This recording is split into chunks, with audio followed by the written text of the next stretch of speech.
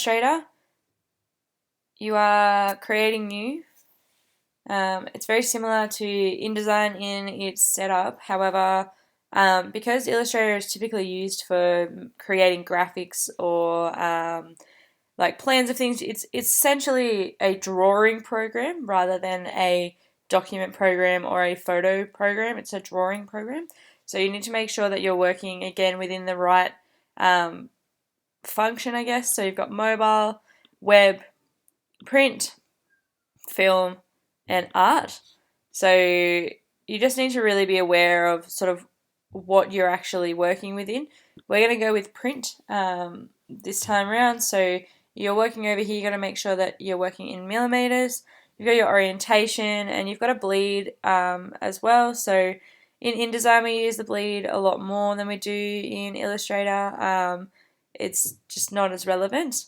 So I'm going to leave that at 0 for today. We've got artboards. So artboards, I guess, is the equivalent of having a number of different pages in one document. So the artboards are, if you've got two, you'll have two different pages in there. So I'll show you what that looks like.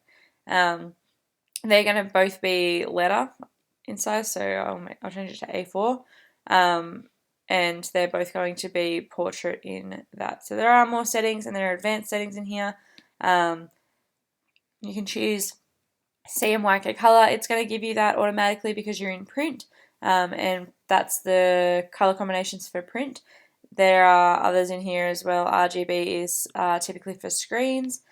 There are your raster effects, and your preview mode is in default, so that can all just stay. So we're going to create in here. It's going to take a while.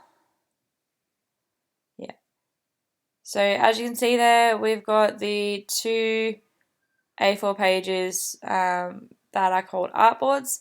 So one really interesting thing in Illustrator is with your artboards, if you click on this guy over here, so this is artboards, you can then go and adjust them. So if I want this one to be, sort of half the size, I can do that, and then I just click out of it, and that's my new artboard size. So you can really play with them. They are a lot more sort of flexible than a typical like page in something like InDesign.